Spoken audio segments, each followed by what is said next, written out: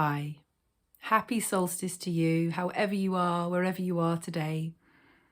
Yeah, I felt really called to record a video today for you, for whoever has pressed play on this video. Yeah, and I felt it really important on the shortest day, the darkest time of year, this still midpoint, to start to speak about the work that's birthing through me, which I feel so I can feel a ripple of joyfulness through my system and also expansion and love. Yeah, this work that I feel so dear to my heart that I feel I've been incubating for the past 2.5, nearly 3 years around race and colonization and healing and bringing together and being the bridge and finishing this colonial story, healing this colonial story. All of those things and more.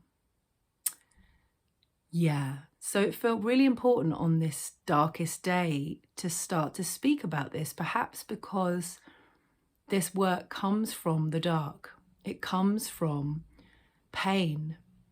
This huge separation that was the colonial project, the millions of people enslaved, brutalized, made less than by people who felt more than, the systematized racism, the scientific studies that were brought out saying black and brown people had smaller brains, that they were considered less than human by their captors in order to justify their treatment. All of that is not a walk in the park, is it? And to me, it needs speaking about, and I have brought that into my heart over these past 2 years. And it's been such a blessing, and I've been doing my own inquiry, or rather the inquiry has been doing me, and I've been learning more about my ancestral lineage, my conditioning as a mixed heritage woman, the white side of my conditioning, what the Mauritian side of my conditioning holds. It's an ongoing journey, and I've been humbled time and time again by it. And I've been bursting to offer work in a way, not quite bursting because it hasn't burst forth, but I've been feeling the gestation and the longing and the desire to be of service and to offer work to help heal this colonial story. Yeah, I'm just taking a moment with that because I feel like a landing, a coming down. That feels like what it is for me. And I want to speak briefly about the documentary Meghan and Harry, which I was deeply touched by. It's on Netflix if you haven't seen it. I just imbibed the whole thing. I think binge watching is probably an accurate term, but I just couldn't get enough of it. It felt to me so courageous, so truth-telling, so intimate, and I could really feel my heart touched. I spent episodes, particularly the early episodes, just crying, weeping all the way through, just allowing tears to fall, not really knowing why they were falling, and then at the same time knowing as well that it was to do with this colonial project, the royal family is the ultimate symbol of that. It was Queen Elizabeth I who first instructed Sir Francis Drake to go out on what they would call privateering, which was basically state-sanctioned piracy. It was plundering parts of the New World. It was capturing other cargo from other ships. It wasn't a nice business. So royalty was very much part of the colonial project starting. And this whole story that Meghan and Harry told just felt like they wanted truth to be at the heart of it. That's what I felt in my heart as I was touched by it. And that to me felt so needed. And of course, I understand that their personal bias would have come into it. They may not have been telling the absolute truth. They may be coloured by their own conditioning and their own biases. But I really felt this strong kind of like this of truth going through and what it actually took for them to do what they have done. really came through to me. And so what really touched me was this colonial project and how this story is not finished. This story of separation, this painful story of separation and othering and making more than, making less than, that plays out in all of our lineages, in all of our lives. And it's so hard to speak about. It's so hard to honestly, vulnerably talk about together. And a name for my work kept coming, and the names change, but Be the Bridge really was with me so strongly in the last weeks. Like, what does it take to be the bridge?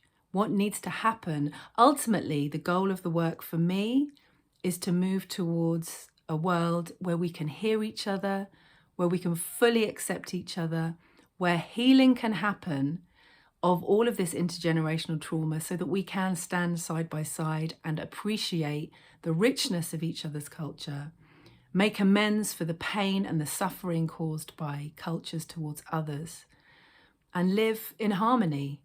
You may say I'm a dreamer, John Lennon, but that's what's in my heart, and that's what my work is going to be moving towards. Now, there's no jumping to it's all gravy, it's all roses, we can all just get on. That is not going to happen. So to get there is a deep excavation of deep feelings. On the white side, coming to terms perhaps with the shame, the guilt in the lineage, making amends, recognizing our own unconscious bias and what we can do to really use our voices in a position of privilege.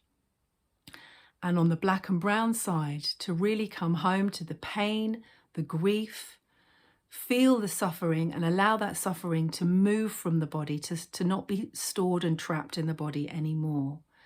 There's so much grief in this, and that needs to be allowed to be spoken, it needs to be heard, it needs to be lived and released.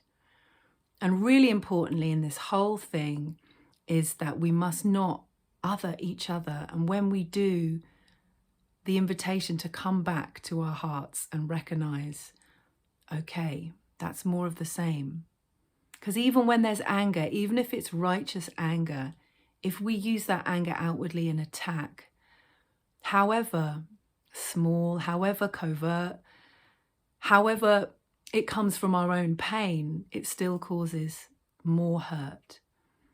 And I feel my awakening work, my inquiry work, the presence work really gives me a good ground in staying really on the middle way with that and bringing to attention when anger is being used as attack, or when there's denial, or when there's psychological parts playing out that are obscuring us seeing clearly.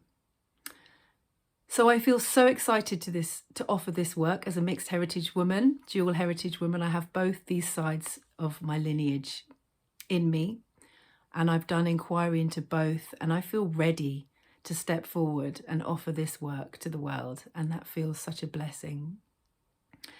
I also want to speak a little bit about privilege. I feel I'm in a privileged position. I live in the UK, an affluent, well, I'm living in an affluent situation. I know sadly many people aren't at the moment, and that appears to be getting worse. But I am in a position of privilege. I have space in my life. I can inquire into my life. I feel deeply blessed to be in that situation. And I want to use my energy for good.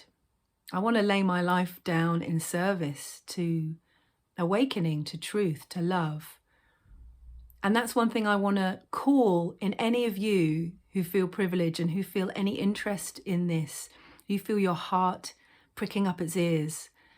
Please come and join me in this work. It needs all of us to heal and to thaw out this painful legacy of colonization. I'm going to be offering workshops. I'm going to be offering online workshops, in-person workshops. And I really hope to work with you if you feel called.